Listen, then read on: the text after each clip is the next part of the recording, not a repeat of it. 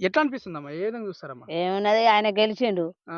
గెలిచిన కాంచి వచ్చిండు ఒకనాడు చేయగొట్టిండు. నాకోటేయి అన్నాడు. ఆ! ఓటేసినాక ఏమున్నది వాడు తోక చూడలే ముడ్డి చూడలే. హ్మ్. పోయిండు పిక్కొని పోయిండు. 4 గంటల కరెంట్లల్లా మళ్ళీ ఆళ్ళ 2 అర్ధగంట వాడు టైమే తీసుకుంటాండే. హ్మ్. ఇక ఎండిపోయిన పొలాలకు వాడేం ఇత్తడు? హ్మ్. మనకేమన్నా ఇత్తడా? అంటే 24 గంటలు కరెంట్ రావట్లేదు. 24 గంటల కరెంట్ ఆయన ఇచ్చిండు. కేసీఆర్ ఇచ్చిండు. ఇప్పుడు ఈయన వచ్చిన కాంచి ఏమన్నా ఇత్తాండా? హ్మ్. కన్ను పోయిందని తిరిగినా గాని వాడు ఇటు పో అటు పో అన్నాడు. జయగొట్టడానికి వస్తే గిట్లా అడుగుదా అనిపోతే మా ఊరోలే సైస్తు అన్నాడు. ఆడు పోయిండు జయగొట్టిండు పోయిండు. హ్మ్. ఓపెన్ చేస్తా అన్నాడు వచ్చిండు కొబ్బరికాయ కొట్టిండు ముడ్డి చూపించిండు వాడు అవతల పడ్డాడు. హ్మ్. ఊరికి ఏం చేస్తాను వీడు గెలిచి హ్మ్. ఏం అంటే చేస్తాను మీ ఊర్లోకి ఎలక్షన్ మూవ్‌మెంట్‌లోనే వస్తున్నాడు తప్ప మళ్ళీ గెలిచిన మళ్ళా మరి చూసుడు లేదు. వెనుకోడచ్చు లేదు ముందటోడచ్చు లేదు. వానికి చేతి కింద ఉన్నాడు చూడత్తలేడు. ఆ! రారపోళ్ళు ఏమత్తాళ్ళు ఆ! ఏమత్తలేరు. ఇప్పుడు అమ్మ ఒకటి తెలంగాణ చేసినట్టు ఈయన ఎత్తలేడు. ఆ! ఏ రైతు బంధు మాపన్నాడు. బ్యాంకులు బంద్ అన్నాడు. బ్యాంకులు బాపు లేదు ఏమి లేదు. హ్మ్. కట్టం చేయంగానే ఏ లాభం? తెలంగాణోడు మంచిగా చేసిండని మంచిగా మేము సంబరపడితే వీడు గెలిచా. పైన గెలిచింది తెలదా కింద గెలిచింది తెలదా.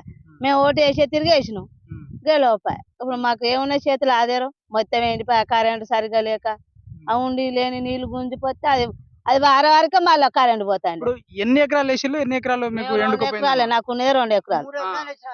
మేము పాలు చేసుకున్నాం ఎకరన్నర. ఆ! ఈ ఎకరన్నరలో 3 ఎకరాలు 3 ఎకరాలు ఎండిపోయినాక ఆ ఎకరం 2 మిషన్ కొట్టాలి అయితే ఏమి వెళ్తాయి? అదే ఇప్పుడు గతంలో ఏమి వెళ్తుంది? అదే గతంలో బరాబర్ కరెంట్ వస్తది, నీళ్లు కరెంట్ వస్తాయి మంచిగా అనుకుంటే వచ్చింది వేసిల్లు మీరు. కాబట్టి అది సాపుగా కొన్ని పోసినా గానీ పైపులు వేసుకుంటే పారింది. ఆ! ఇప్పుడు వాళ్ళు కరెంటే సరిగ్గా ఇవ్వరు. అది అర్ధగంట జుమ్మ కొట్టారు అది పారిందే పారుతాండే. ఆ! అట్లా ఎకరన్నర మునుగుతుంది. వీడు కట్టిస్తాడా వాడు కట్టిస్తాడా? అవును. ఎవడు కట్టిస్తాడు? ఇప్పుడు ఎవడు మునుగుతాడు? పేదవానికి అన్ని లాస్ అవుతాను.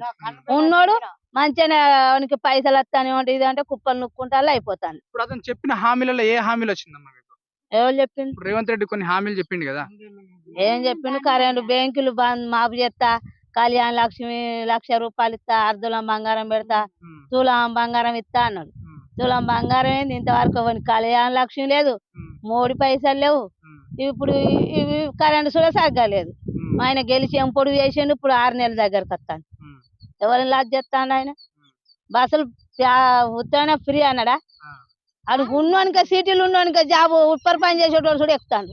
మరి ఆరపొలం ఒక్కనాడు ఎక్కకపోతే మాకేమి ఇస్తాను వాడు? బస్సే లేదు. మీరు ఎప్పుడైనా ఎక్కిల్లా అమ్మ బస్? ఎట్లా మేము అనిపించింది? ఇంతవరకు ఎక్కల మాది ఆధార్ కార్డు చూసుకోపోరు. ఆ! మాది ఒక్కనాడు మేము ఏ బస్సు ఎక్కం. ఆ! ఒక జబాడ కింద వరంగల్ కింద పోతామంటే ఇక వరంగల్ కూడా పోతాం.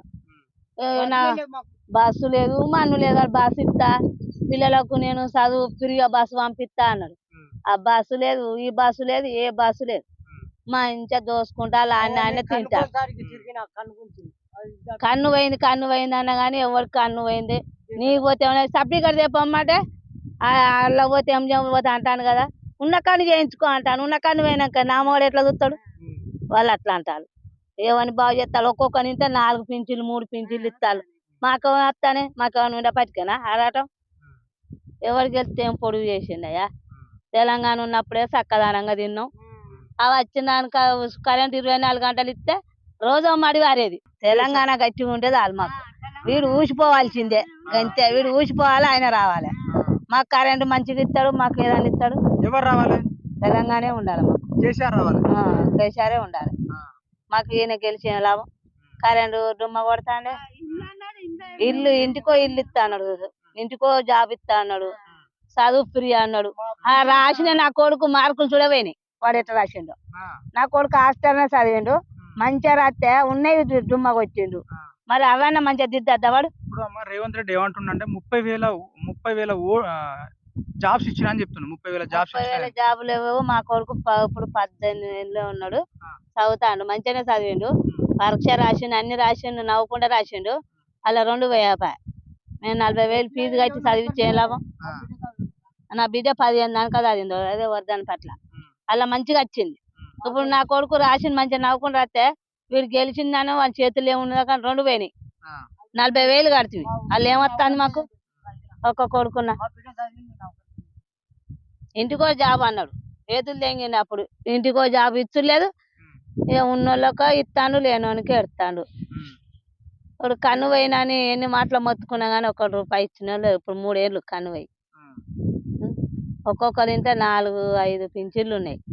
మరి ఒక్క పింఛన్ అన్న సలవ చేయాలనా వాడు గెలిచేటప్పుడు ఎట్లా ఇల్లుకి దానం పెట్టినా మళ్ళీ ఒక్కసారి అన్న ఊళ్ళో వచ్చి చూడాలా అద్దా చూసుడే లేదా ఇక వాడిని ఏం అది చేస్తాం గెలిచేదాక బాంచాను అన్నాడు గెలిచినాక పుడుతుంది అంటాడు ఏమన్నా ఇప్పుడు ఎందుకు పోయినట్టు పార్టీలో మీకు ఏమన్నా మంచిగా చేయలే ఒక్కొక్కరికి ఏసీలకు 10 లక్షలు ఇచ్చిండు. ఆ, ఇచ్చారుకు మాకు ఎవరి బాగా చేయలే కొందరికి ఓటు చూడ రూపాయి ఇయ్యలే అయితే చెప్తాడు మంచిగా బుక్కలు పెట్టిళ్ళు 10 లక్షలు అన్నది వాళ్ళకి ఒక్కరికి ఇస్తాడా అన్నట్టుగా మేము ఓ దాంట్లోకి ఓ దాంట్లోకి ఇస్తాను ఏసీలు ఇచ్చేసి వాళ్ళు ఏ మల్లెలో మార్చుకుంటారు మాధవ లెక్క అన్న ఏ మల్లెలో ఎవరు గెలుస్తా వానికి ఎవరికి వాడు రూపాయల కట్ట వానికి ఇస్తే వాడు ఒక్కడే జోలో పెట్టుకుంటాడు అవి పంచులు లేదు ఇచ్చులు లేదు ఇల్లు తిరిగి పైసలు పంచి పెట్టినోడే లేడు ఎవరికి ఇచ్చిండో వాడే బుక్క పెడతాండే మాకేమొచ్చే పట్టుకోవని తలుస్తాం కన్ను పోయింది తిరిగిపోతానికి ఎవరు కట్టే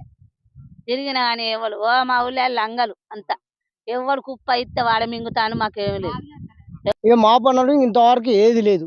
కొందరు పైసలు పడుతున్నాయి ఏది మన రైతు బంధు అని కొందరు పడతలేవు. ఇక అదే ఇక గిట్టున్నది 3 పైసలు చూద్దా ఒకళ్ళకి వస్తాయి ఒకళ్ళకి వస్తలేవు. ఇక అదే ఉన్నది. ఇక ఈ వడ్లు అయితే ఎండిపోయినాయి పొలాలు. కరెంటు చూద్దాం మా తప్పలే రోజుకి ఎన్ని గంటలు వస్తుంది కరెంట్? రోజుకు వస్తుంది 4 గంటలు 5 గంటలు వస్తుంది అంతే. గ్యాప్ ఇస్తాడు మళ్ళా మా మధ్యలో గ్యాప్ ఇస్తాడు. ఇక గిట్ట చేస్తాడు. రెగ్యులర్ గా రావట్లేదు కరెంట్. రెగ్యులర్ వస్తలేదు. గతంలో ఎట్లా వచ్చేది కరెంట్? అవరకు మంచిగా వచ్చేది కేసీఆర్ ఉన్నప్పుడు మంచిగా వచ్చేది. నీళ్లు ఇప్పుడు కాలం మాకు కాలువ లేదు. కాలువ ఇస్తానన్నాడు.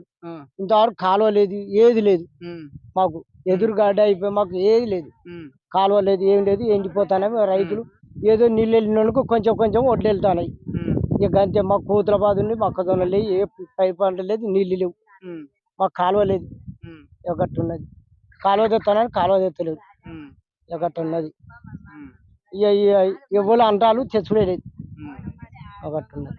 ఇక ఇప్పుడు మీ ఊర్లో ఏమనుకుంటున్నారు? మా ఊళ్ళో ఏమనుకుంటారు కాలువతో అని మోసం అయింది. ఈయన చూస్తే ఇప్పుడు ఏమంటాను ఈయన నాకు అప్పు ఎక్కువ అయిపోయింది నేను ఇయ్యలేనని ఈయన అంటాడు. ఈయన చూస్తే గంట అయిపోయింది. ఆయన కాలువ తెస్తానని ఆయన కేచాడు. వచ్చే మొబ్బు కొండపురం కలికి వచ్చింది. అట్టించెలు తీసుకొస్తానన్నాడు. తీసుకొచ్చలేదు ఎవరు లేదు. ఇక ఆయన ఓడిపోయాడు. ఈయన గెలిచిండు. ఈయన ఇస్తలేడు ఆయన ఇస్తలేడు. అగట్టున్నది. ఇప్పుడు ఆర్ రమేష్ ఉన్నప్పుడు బాగా చేసిండు ఇక్కడ. ఆర్ రమేష్ దయాకరావు చేసిన ఆర్ రమేష్ ఎక్కువ చేయలే. ఆర్ రమేష్ చేయలే ఎక్కువ చేయలే. ఆర్ రమేష్ చూస్తా ఏం చేయలే.